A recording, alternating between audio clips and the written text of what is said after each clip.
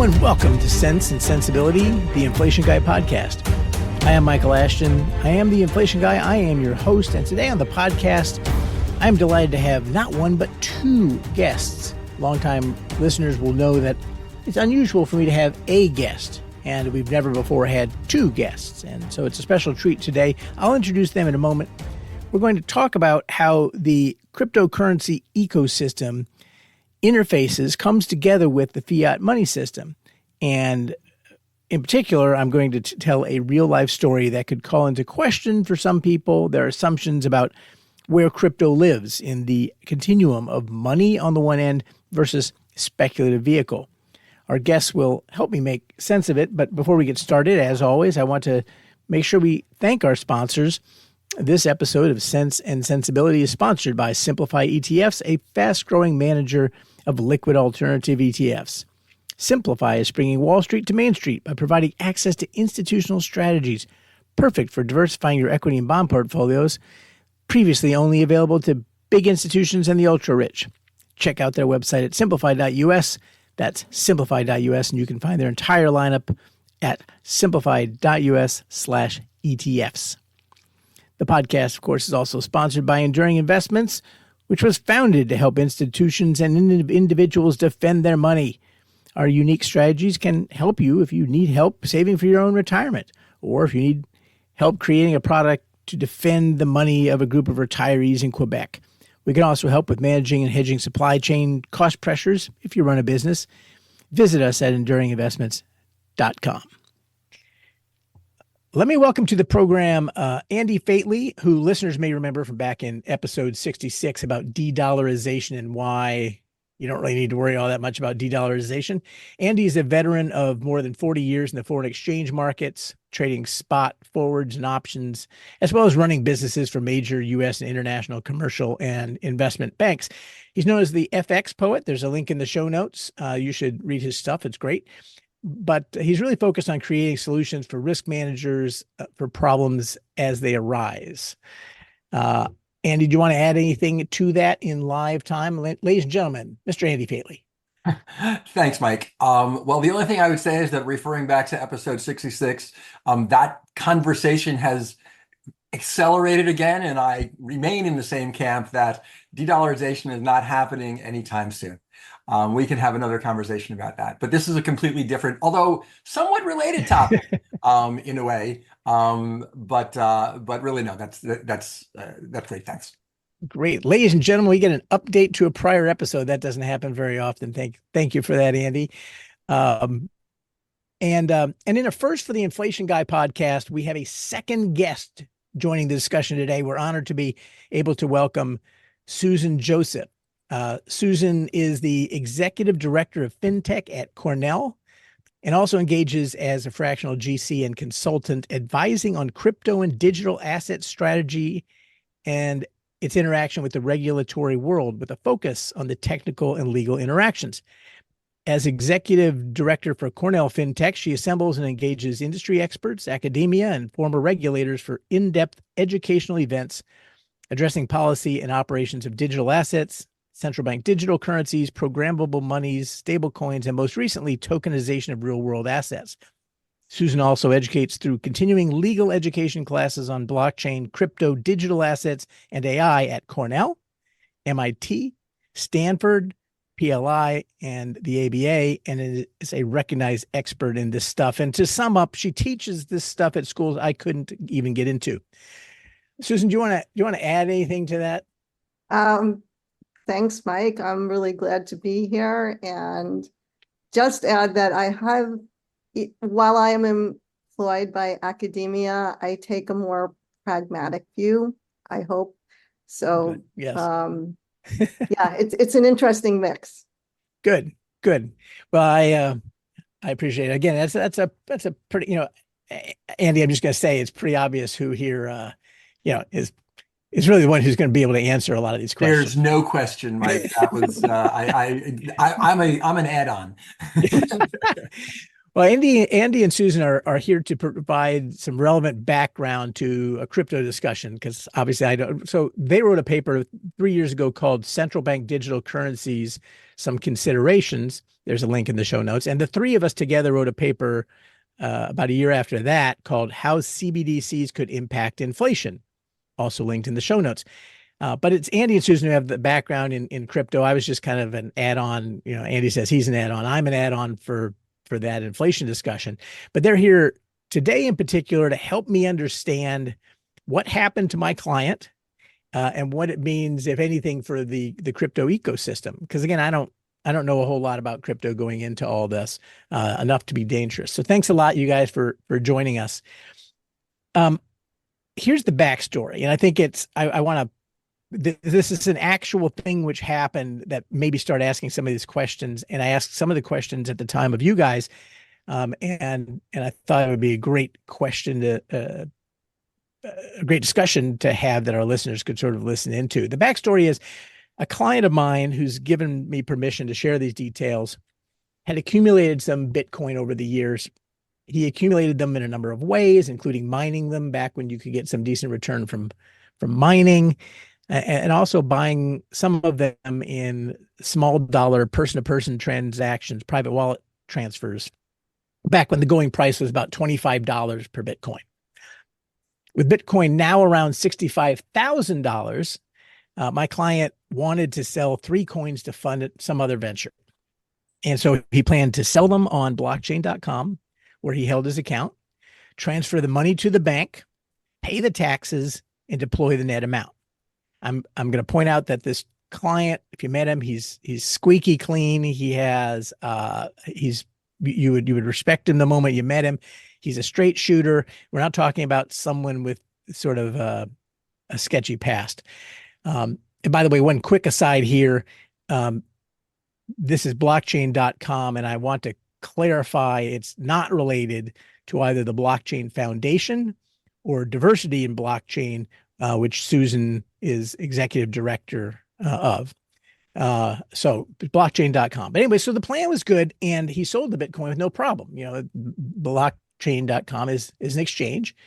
So it showed that he had dollars in his account, and the problem came when he tried to transfer the dollars into his bank or brokerage account. Well, the long story short is that blockchain.com still has his money and froze his account. His crime apparently was that he wanted to transfer actual money to his bank, and that was something that blockchain.com hadn't anticipated or something. So at first they said there'd be a 7 to 10 day delay. And then they asked him to prove where he acquired the coins. And as I mentioned, some of this would be kind of a little hard. How do you prove how you mined something? I don't really know. And then they asked him to provide identification again, you know, standard compliance stuff. But in a compliance item I've never seen before in all my years, they asked him to provide, you know, a hostage photo, a picture of himself holding a piece of paper where he wrote the current date on it. So he did all those things. Then they froze his account. And as of today, about 4 weeks after the first transaction, he hasn't seen the money. So we're all very optimistic, but that's the drama. And I will say it's not in the marketing literature about crypto that you can buy it and sell it, but getting it back into the system can be fraught. So that's the backstory, and that's why I originally kind of reached out to you guys and started to talk about this. So first impressions, either one. Andy, you want to start, and because I think Susan will probably have a very smart answer, and so you can give kind of I gave the dumb response, that you give the more erudite response, and then Susan can blow us away. She can give us the correct response. It was, when you first reached out, it was very interesting to me, and I do not know enough about the regulatory features of the way Bitcoin works or the exchanges work to opine directly there. But what struck me, and why I'm happy you asked me to speak about it, was exactly the disconnect between the concept of everything about what Bitcoin was designed to represent, trustless verification and real hard money and all of those things, and the ability, or it's how difficult it is to get that to mesh with the current financial system. I think that is something, this is emblematic of what is going to become a very real problem as if people try to become more and more involved in Bitcoin. And I think it's also the key reason why the ETF or the ETFs, I mean, I don't know, there's 7 or 9 of them or whatever, there are a whole bunch of them. The Bitcoin ETFs have become popular because it takes away the need to get your money out of the Bitcoin network, the actual blockchain, and you just have a proxy for it.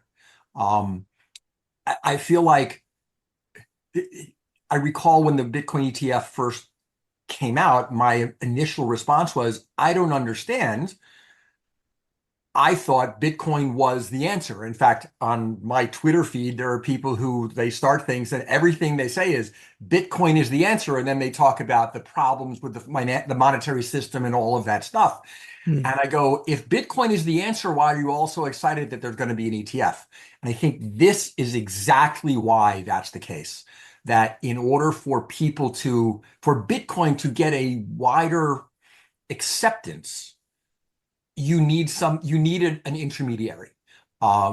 Clearly, blockchain.com was not the right intermediary. They didn't have all their ducks in a row.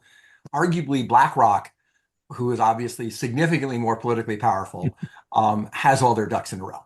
As do the other, I don't remember all the different guys who run those things. But that was a thing. And of course, because of the specific circumstances, that's when I reached out to Susan, because I suspected that she would have a much better understanding of the deeper intricacies of the issue. Which is a great segue, Susan. Where are we wrong? It's not that you're wrong. It just depends on what your expectation is for Bitcoin. So there's a phrase, not your keys, not your coin. And that means that you hold your own Bitcoin in your own cold wallet. You're not using an intermediary. You're holding it in like the equivalent of a flash drive type wallet size thing. If you want to visualize it, it's not a flash drive, but that's about the size of it. And when you control your own money that way, then there is no intermediary and you don't have these problems about redemption. That's the theory. When you use an intermediary like blockchain.com, you could be using any crypto exchange. You could be using Coinbase. You could be using Gemini. You could be using Kraken, just to name a few. You're relying on their processes to give you back return back your funds. So if they have an issue or they claim they have an issue on the Know Your Customer anti-money laundering law, and you don't know what their background is, and if they've been challenged on that, they're not going to disclose that, especially if there's a private investigation going on. It can be difficult because you don't know what they need to satisfy in order to send funds to a bank to redeem. You also don't know on the other side if the bank is actually going to accept the funds. So there's been a conversation called Operation Choke Point 2, which has been characterized, and I want to come here as neutral, although I have a definite opinion. It's characterized as going after anything with crypto, that the current administration does not like crypto and is going after it, that you saw Signature Bank shut down. You saw a number of people who complain all the time on crypto Twitter that their accounts are shut off, that they can't use regular banking, that this bank pulled it or that national bank pulled it, et cetera, et cetera. There's a lot of that going on. And you see, I will even bring in the fact that Custodia Bank, which is a state bank, which should have had access to the Fed window, did not get it and is currently suing for it. That's out of Wyoming. And all considered a part of this overall political choke point, I guess, is kind of like, so the way that you saw choke point one against the in the Obama administration, you're seeing a similar kind of attitude, actions, etc. I mean, I will reveal I do not think it's fair. I do not like it. But I'm trying to put, sort of a less political spin on it. But that, you don't know what's going on. I guess the bottom line is you don't know what's going on in the background of the exchange. And you're only as good as your exchange and your wallet holder are at that point. It's like any other custodian. So your client, I went back and I looked, and I'm not going to malign any particular company, but there were a lot of complaints about this particular issue for this particular exchange all throughout. There's a fair amount, I guess. For a you while, could do yes. Yes, you could do your research on this. Yep. Yeah. These exchanges are regulated under money transmitter laws. So I, who live in New York, could never actually use this exchange because it's not licensed in New York. If you go on their website, they have stopped accepting Canadian funds. So something happened there. So, I mean, it's really only as good as that business is. And so I have a lot of hope for your client that this will resolve positively and, in his favor. There's no reason for it not, especially if there's no know your customer anti-money laundering laws that are at issue. And it should work that way. But the only way that you really ever control your money is if it isn't with an intermediary. Right. Now, that being said, the user experience is not for everyone. Right. And that's the kindest way that I can think of to put it. Yeah. So, I can remember trying to, this is many years ago, but trying to figure out how to create a wallet, how to do any mining, and I beyond me. And I've got a decent mathematical background. I'm like, I can't figure this out. And so I guess the bottom line here is that, no, this is not a bottom line, too early for a bottom line, but you have sort of the first development of crypto where it's peer-to-peer, transactions. You've got a wallet, I've got a wallet, we make an exchange, shows up on the chain, and no one's the wiser. But there's no question of the provenance of the money. And then today we're at a point where you've got major institutions wanting to be involved in creating this, a more modern architecture. And somewhere in the middle, you've got those two things coming together, and that's where there's the turbulence, I guess. Well, you also have the lawsuits that are ongoing in this, which makes it an unsettled area. You certainly have the FinCEN lawsuit against Tornado, the cash mixer, the private mixer. Money mix. So it's a money mixer so that you can't find the origin of the coin. Okay. Allegedly. Right. So, and they defined it as money laundering. The software itself was money laundering. Wasn't that the essence of their argument? Yeah, that is. And so there's a lawsuit ongoing in that. And actually, if you were in the Netherlands and you were a developer who made it, it's not the same case. And I'm overgeneralizing, but developers were liable for building software. Yeah, it's kind of So there's a larger question here of, if I'm an open source developer, am I liable for building this software in the United States? And how does that fit within the First Amendment? Is this a freedom of speech? Or is it, I'm just developing it, so I am free of liability, and it's whoever uses it then could become like there's a lot that's unsettled. It's I can understand, again, having been the earthbound finance world for many years. I mean, I understand the money laundering concern that whoever they is, doesn't want someone with a lot of dirty money. Um, for that matter, what was the Ozark? If you watched Ozark, I mean, so I understand. I understand if you got a lot of dirty money, and so what do? Well, you can buy art and then sell the art for actual money, and now you've got kind of the clean money or whatever, right? So I understand that crypto does create the possibility of taking illicit money, buying coins on an exchange, buying coins somewhere, I guess, in an illicit transaction, putting the coins on an exchange and then cleaning it that way. So I kind of understand that.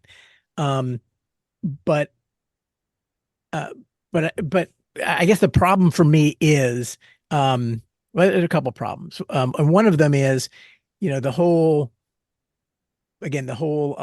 marketing literature about crypto is that they aren't in charge of the system, right? And I guess what you're saying, Susan, is that it's still true if you just do a wallet to wallet transaction, that they are not in charge of that.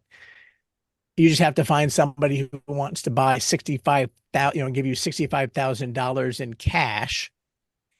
Well, and so hand it to you. there's kind of the question, right? So there's always been the overall question, can Bitcoin be outlawed? And let me just back up a little bit, because the amount of money that is what I would call illicit or bad money that gets laundered through Bitcoin or any crypto is minuscule percentage wise.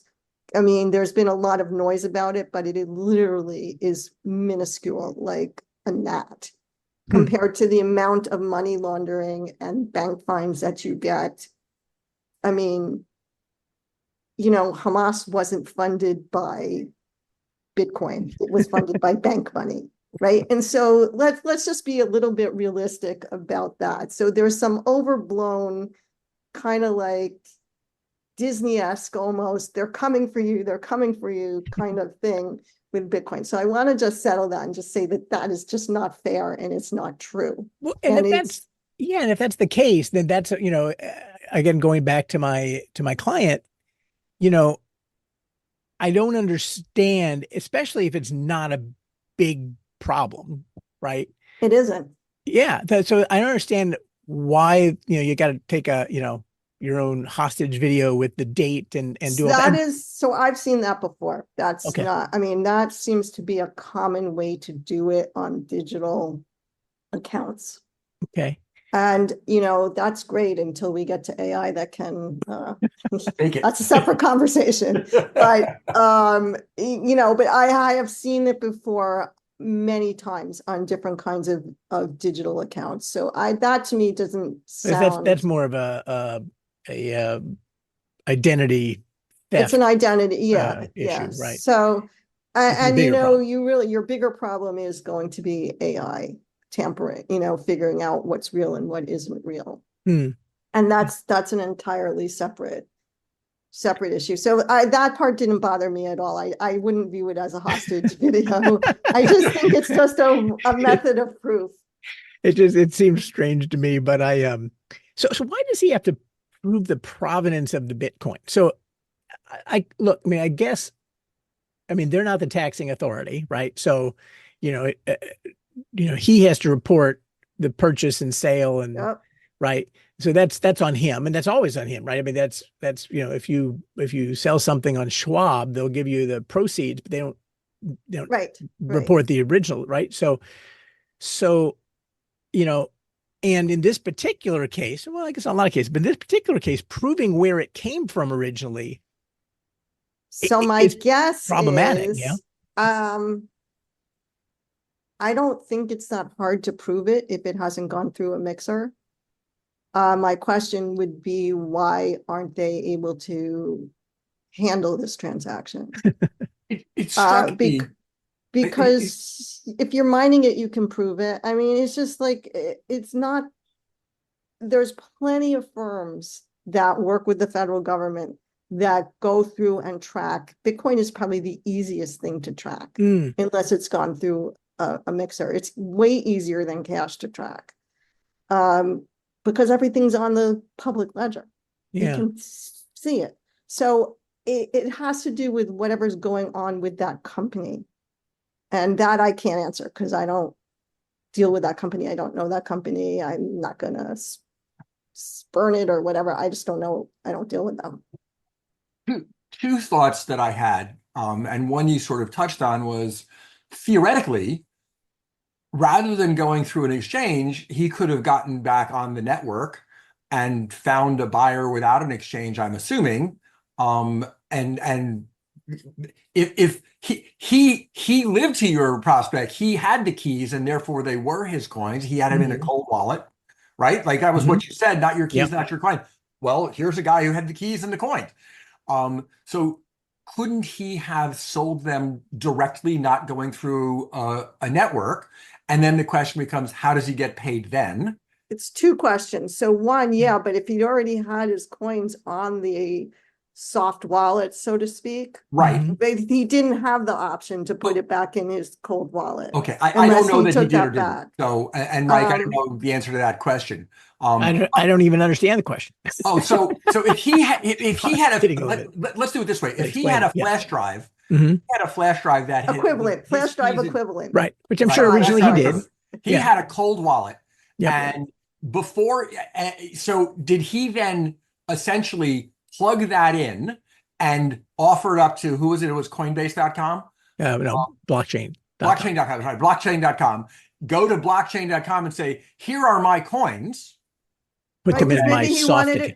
Maybe he wanted to trade them or stake them or do something with them. I don't know. Right. So here are my coins. If they didn't recognize the provenance, how could they accept them into their account? Right. Like it seems to me that after he sold them, it became a problem. No. As soon as you took them, it became your problem. Because well, it is on the exchange. That is, the onus is on the exchange. And so if they took the possession of the coin, so to speak, he opened an account. It said, okay, you have 3 Bitcoin and it has whatever the value is. Once they've done that, it strikes me, and obviously this wasn't the case, but it seems to me they've already taken responsibility for the provenance of this Bitcoin. Because I don't disagree with that. So, but your other point is interesting. So, right, if you're doing wallet to wallet transactions, there's not a lot of vendors around that accept Bitcoin. I mean, there are certainly services that tell you which vendors accept Bitcoin. But at this point in time, I don't think it would be very easy to just live off of Bitcoin because you need to transfer it into cash. Right. And so this is where the exchanges come into play, because you can go onto the exchange and change it into cash, or maybe you can go onto a decentralized exchange and exchange it into a stable coin dollar equivalent, and then turn that into cash. But ultimately, if you're going to turn something into cash, you're going to be transacting with a bank. And so this goes back to what's political and what's accepted and what's okay and what's not okay. And, places like Signature Bank that got taken out because they had earlier in the year for a variety of reasons, but they dealt in crypto. The crypto banks touching crypto were targeted. There's really no denying that. And so people who have a lot of crypto sometimes experience, I think even the Winklevoss twins wrote on Twitter in the past week that they'd been debanked from certain accounts to try and get their money out. So the question isn't that, but going back to what I said is you can't outlaw Bitcoin. That's right. It's an global internet phenomenon. You're not going to, but if you place strings on the off ramps, then what are you doing to the value of it? And Andy and I have had this discussion privately, is like, are we looking at Bitcoin ETFs and now upcoming ETH ETFs as a way for the money to be, the crypto to be under the control of the banking system to a degree? But on the one hand, it's really not the banking system, it's the private asset system, because the banks have petitioned to be able to custody this stuff as they see. Right, JP made a big deal about it. They want to custody it now. Right, and the SEC has said no, and the Senate got together. The House and they got together and said, we think this SEC rule is really dumb and we are going to override it. And then Biden vetoed it. And so now there's a huge fight that's gone on. So that's why I say this is all political. The banks saw the fees going out. Of course they want them. They want to participate, but they want to participate on their terms. And global money isn't exactly on their terms. So there's going to have to be some give in the middle. And the other thing that you have to realize too is we're looking at a very mature economy when we talk about the US. But this is a global phenomenon. There's plenty of people who in other countries where the currency isn't as stable, who would love to have Bitcoin and transfer it into a US dollar coin to get the US dollar equivalent. And they do. I mean, it's growing like crazy. And so that's also something that you have to take into account is US isn't going to control this. This is global. That's the nature of what the internet is. And I think what's interesting about this, and I guess is that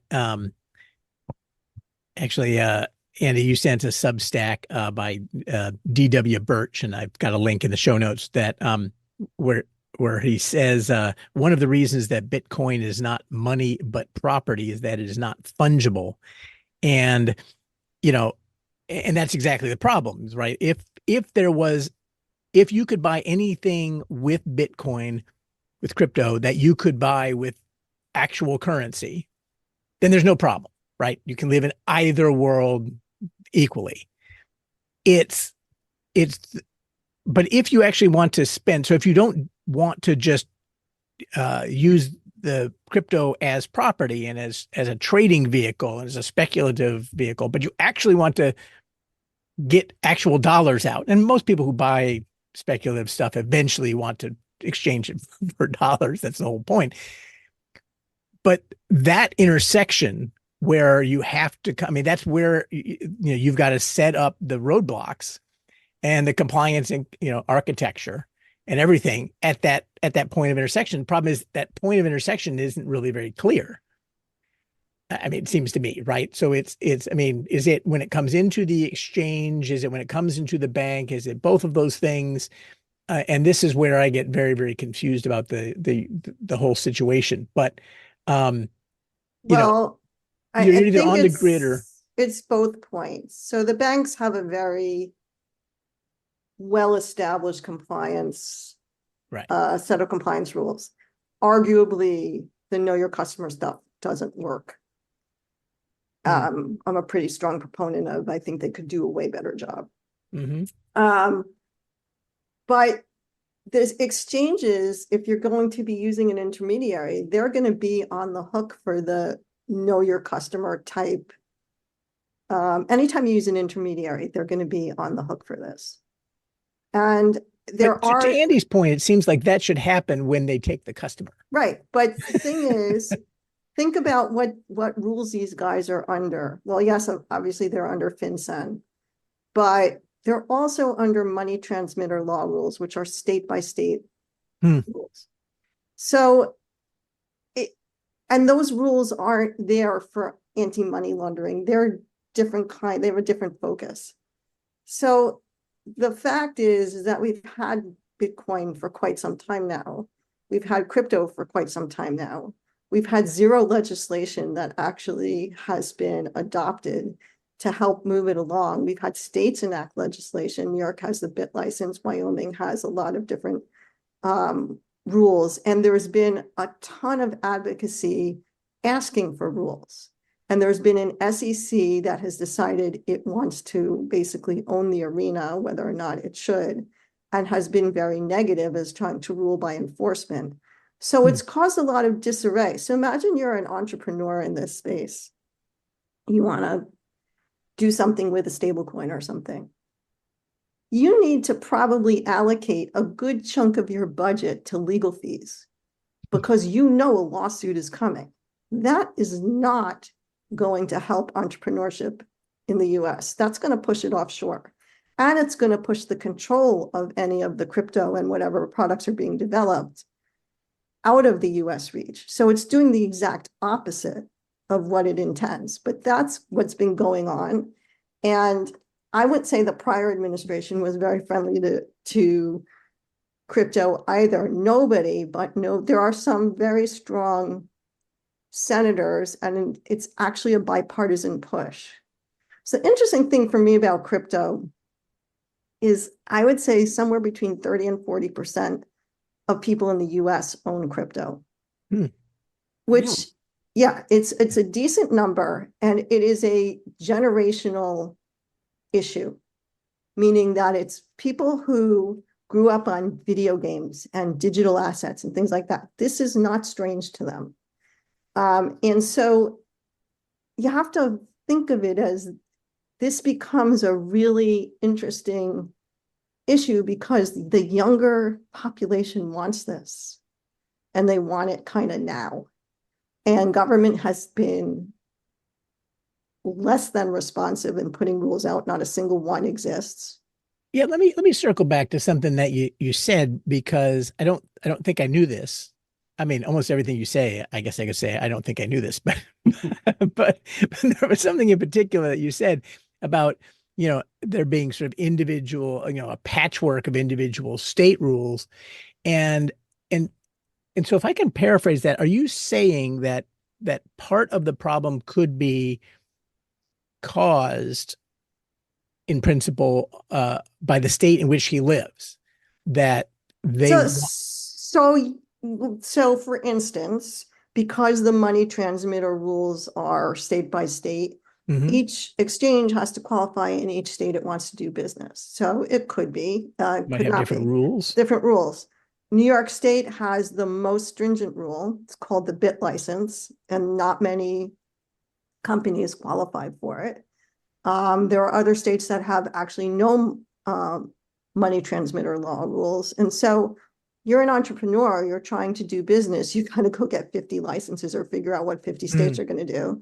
That isn't even the litigation piece that I was talking about, because if you do something wrong on the anti-money laundering side, or you somehow got caught up in something, then FinCEN would like to have a conversation with you. And those are the guys that you end up in orange, right? That's not a fun conversation. And on top of that, you have the SEC, which is trying to say that every single crypto is a security, which that's a whole several episodes. You could write a law school curriculum on it. And you have the CFTC, which has commodity Purview. and so purview, and has Oversight, first said, we're the first to say that Bitcoin is a commodity under Christian Carlos. So, it's a spaghetti mess of regulation that Congress could fix a good portion of it. And there are plenty of proposals to do it. And it's a bit hopeful in that when you saw the bipartisan move to say banks could participate in this, even though Biden shut it down. I mean, Chuck Schumer supported that. He's a pretty strong presence in the Democratic Party, right? Let's just put it that way. So the fact that he supported that shows you that there's strong support across the aisle for this.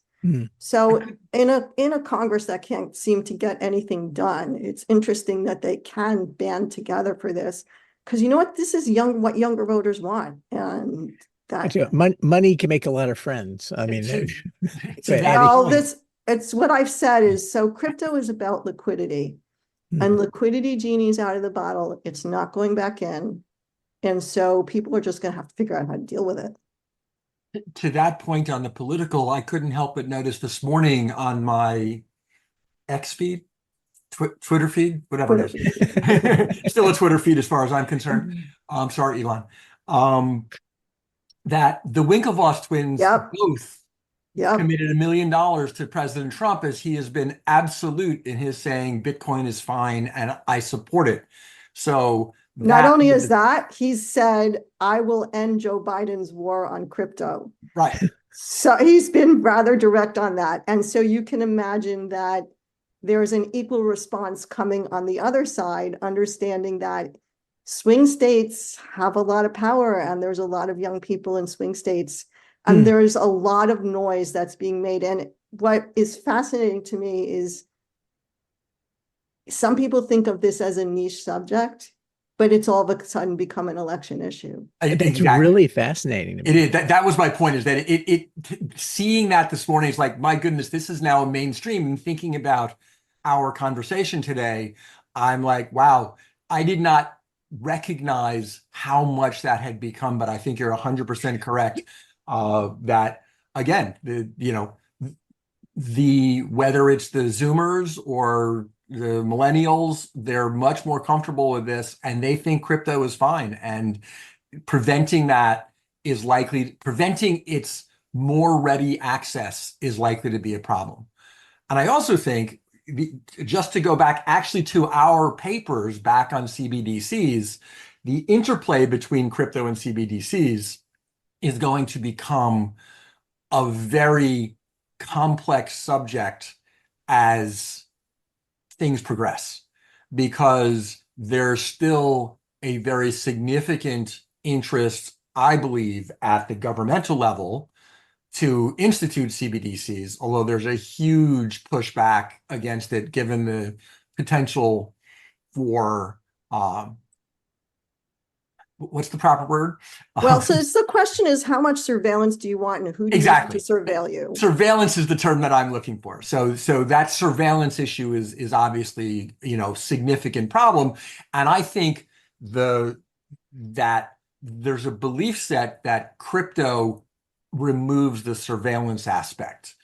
I don't know that it's true. Which is actually funny, because it's crypto plus something called zero knowledge proofs. Right. Which basically is, and I'm not a techie. It sounds mathematical to me. Right? It says, I know the thing happened, but I'm not going to tell you what the thing is. Right. The traditional example is, you go into a bar, you just need to show your license that says that, you don't need to show everything about your license. You just have to prove that you're over 18. So you don't have to prove all of the information. All of that data doesn't belong to somebody else and isn't taken in by somebody else. So I know what the thing is. I know it happened. I can verify that. But I'm not going to tell you what the whole digital. I mean, isn't that the goal for many in digital identity, is that I have all of my identification information in a place, and then depending on what I need to show, that's all I show. Yep, So that's exactly it. If it's where I live, if it's that I'm a US citizen, if it's whatever it may be, that's the information that you get without getting anything additional. But, absent sophisticated coin mixing and sort of taking away the identity of where the coins were, it's pretty easy to trace. If you're a criminal, the Bitcoin would be the last thing that I would use. Yes. Yes, I know this is not advice to criminals either. It's funny, Mike. That article at the bottom, he was talking about the folks who scammed X billion dollars in Bitcoin, and they could look up every single thing they did with it. The Birch article. That Birch article, exactly right. So, and that was always the whole thing. In fact, it's what I never understood about the money laundering concept but everything is exactly public as to what happened. Yeah. So how do you launder money effectively? This is why I was very confused by the, prove the provenance of but where they originally mined it. So, and everything that happened since then, you should know about, right? So let me go back to the political aspect of this, because not to talk about politics, but I'm really fascinated by this. And I wonder, when you see the list of things that the voters care about, right? There's inflation and, immigration, all those things. And crypto is not on it, but I'll bet you that's because that's not one of the categories that people ask about. And I wonder where it would be on the list if you actually said crypto regulation. I mean, would that be like fourth? But my real question is, the people, so, and thinking about central bank digital currencies, CBDCs, if you are pro crypto, are you anti CBDCs or? Generally, yeah. Yeah. Okay. Unless you're institutional, right? Well, yeah, I don't know much about the institutional position, but more following what's gone on, at least as far as the legislation, it's more on the retail side. Right. Yeah. So, but there are some states that have put in laws that say no such thing as a CBDC here, and Right. you see lots of efforts that way because, let's face it, do you really want the government to know that you bought a Diet Coke? Does it matter? Or worse, a regular Coke. A regular Coke, right? It just how much. Let me also put this out there. If the dollar was invented today, it would not be allowed to happen.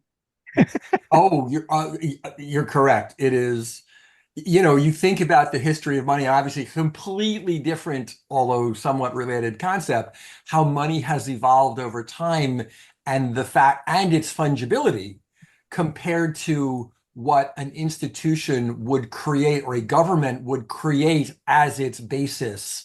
And you think about fiat, and fiat was the government response to trying to create something they could control rather than the gold standard, which they couldn't control. Right. Or bank currencies, which was Right. the other thing, right? Right. Exactly right. There are so many issues attached to what this question brought up and how, what is the future of the way money works, and is Bitcoin the future? I mean, if you ask me, the answer is no. I don't know. The other thing that I would observe is that however quickly people may think things are going to change, it's going to take decades longer than that. I mean, institutions, for instance, haven't adopted, for the most part, in pension funds, haven't offered the Bitcoin ETF yet. Right. So you just Schwab on hasn't. that, right? And I mean, I would imagine by the end of the year, many will, because you've seen some states start to do it, but they just haven't yet. I mean, wake me up when CalPERS invests, right? But Charles Schwab, forget institutions like that. Charles Schwab doesn't allow you to trade the Bitcoin ETFs on their accounts. Is that right? Yes. So it's there. And you're right about it taking some time. But think about the audience that's buying this. It's not the same. Again, you got to look at the generational shift of what this is. So the retail side of it is sort of the Coinbase, Gemini, et cetera, the exchanges, and the people who use decentralized exchanges and trade in DeFi or decentralized finance. The institutional side is a much older person. I think it's a different demographic. Now I haven't done any surveys on this, but I'm going to guess it is. So different people, different interests, but I don't think that's bad. By definition, if you're in a pension concern, you're probably older than younger, just sort of by definition. Right. Or you're managing institutional funds, you have different rules than if you're retail, right? Exactly. I'm going to pay my babysitter $25 or whatever. I don't really need to worry about how I give them $25 in cash for an hour or whatever it is. Right. As though babysitting for $25 an hour happens anymore. Does it? I actually don't know. I think it's more than that. I don't know. I haven't had a babysitter in a long time, but I think it's more than that these really? days. Gosh, I need to go babysit. Well, folks, this seems like probably not a bad place to wrap up. I mean, I think this is a topic that we could go on for hours and hours and down different rabbit holes. But I guess let me ask each of you for sort of a concluding statement, if you will. And I guess discuss. The question is, should we be concerned that something that's in the marketing literature is supposed to be better money, can't, or at least that something that's supposed to be better money can't actually be exchanged for the dominant form of money without a whole lot of hassle? That's something that I think in this discussion we've said is, I mean, we're kind of moving towards having those things ironed out. But what's the ultimate where do we ultimately get to? Andy, you say you don't think we're ever, Bitcoin is ever going to be money. What eventually happens here? Either one, I take mean, it. from my perspective, and I think that that David Birch actually explained it very well. Bitcoin is property, and therefore, when you utilize Bitcoin as a means of exchange, is that any different than barter? Hmm. Rather than money, which is fungible, and perhaps is a representation of your work. So I look at it and say, just thinking about the history, governments always seek more control and never willingly cede any control on any issue, which implies to me that going forward, they will continue to press to prevent Bitcoin from becoming a true monetary system in its own right.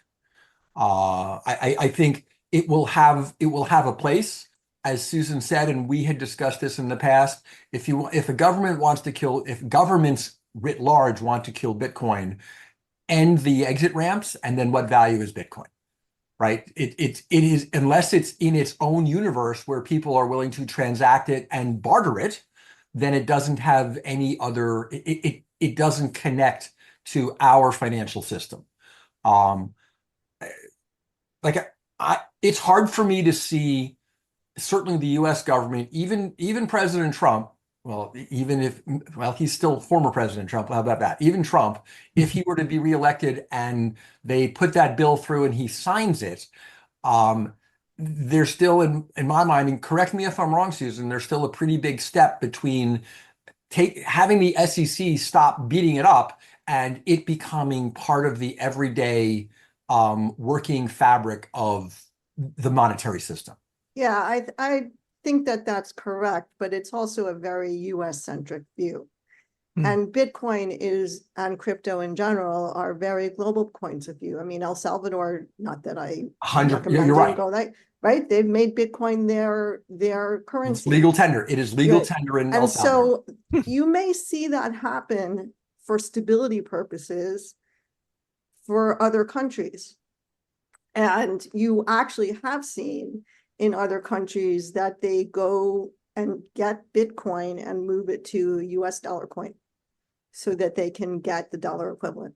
So do I think it's going to mesh? Not easily. Do I think it might turn out to be its own barter system? Absolutely, because I think that there's a lot of people who want it. And that just because you don't want it doesn't mean that 5 other people next to you don't. And so it's a slow growth, but I do believe that it will get there. And you're right that it is barter, but you also have to, we didn't discuss it, but you also have to look at the taxation of it. So in the US, it's taxed like every transaction is taxed as a commodity. Right. But and we didn't touch on that anywhere. But that matters. What a huge difference between what is money and what is property. Right. Is how is it taxed? Right. Right. And so an entirely different subject. Right. So but I guess the interesting thing about this for me out of all of it is that all of these questions arise, and it is never boring because all of these questions arise. And when I first started looking at this in about 2017, I had no idea that it was all of these questions arise. So it's fascinating to me that all of a sudden it's now become an election issue. Like, how? That's pretty amazing. Well, there's the whole Greek drama part of this, right? That, you have, if they, don't want, crypto to really take hold as an alternative system, then, okay, we'll try to create central bank digital currencies and just like squeeze out that whole system. That doesn't work. We'll regulate the hell out of it, make the compliance architecture really difficult or tax it, in a weird way or whatever. And on the other side, you've got all the people who want to be free. Well, right? and you have a whole global side of the world that's continually developing the technology of this, even if you aren't. Right. And at some point that wins. Right. You know, because, and so at what point in the US are you ready to say, hey, I'm going to offshore all innovation and sell it to me when I'm ready to take it back? But by the way, I won't be able to control any of the standards or any of the technical standards which are critical to how all of this works. Because I didn't participate, I just thought it was something I could drop kick over the water somewhere. Hey, that's the AI discussion. Yep. Right? Control it, let it happen and have controls, or, you know, squash it and let it happen elsewhere. Yep. It's But I the mean, same listen, discussion. you have a really big example of this. So you have FTX, right? Huge blow up, huge fraud, offshore. Guaranteed that fraud could not have happened in the US under US regulations onshore. Just couldn't. And so this is what you get, is that you subject retail, who you're supposed to be protecting, to the worst possible influences. And yet you'll also get some really cool tech that will develop, because brains aren't just concentrated in the United States.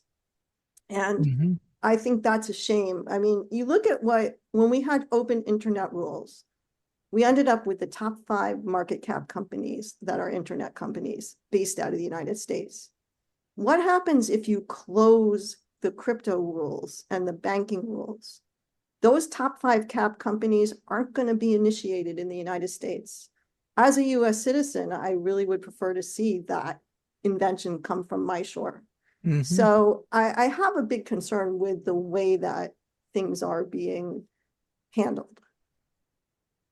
Well, listen, I really appreciate all the time both you guys have taken. This is I know a whole lot more now than I did an hour ago, and you know, and I would say it's mostly soothing. I mean, you know, when this whole episode happened with my client, I was like, wow, that's really not what I expected to happen. And it kind of alarmed me. And it sounds like it really shouldn't be all that alarming. It just says, okay, we're not really where the marketing literature says we should be, but you know, we're on the way to something that at least makes some sense in the long run. Anyway, thank you very much, both you guys, for coming, and maybe we'll do a follow-up episode, another 40 or so podcasts. So that is all for today's Inflation Guy podcast.